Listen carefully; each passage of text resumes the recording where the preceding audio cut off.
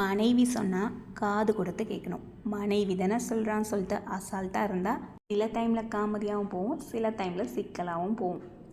இந்த வாட்டி என்ன ஆச்சுன்னா, எண்ணெய் வாங்கிட்டு வாங்க, மழை காலமாக இருக்குது, ஈவினிங் ஸ்நாக்ஸ்க்கு வத்தல் வறுத்து தரேன்னு சொன்னேன்.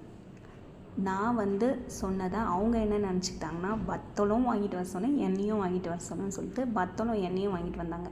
சரியாக காதில் வாங்காமல் இப்படி தான் பண்ணுவாங்க. அதுக்கப்புறமா சரி வாங்கிட்டு வந்த வத்தலை வறுத்து கொடுத்தேன். ஈவினிங் ஸ்நாக்ஸ் மழை காலத்துக்கு சூடாக சூப்பராக இருந்தது.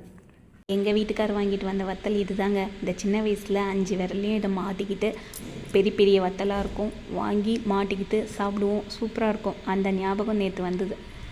எண்ணெய் பேக்கெட்டை வாட்டர் கேனில் சின்னதாக கட் பண்ணி அப்படியே சாய்ச்சி ஊற்றினா எங்கேயுமே கசியாமல் அழகாக ஊற்றிக்கும்.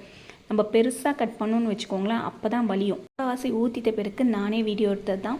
என்னால் ஃபஸ்ட்லேருந்து வீடியோ எடுக்க முடியல.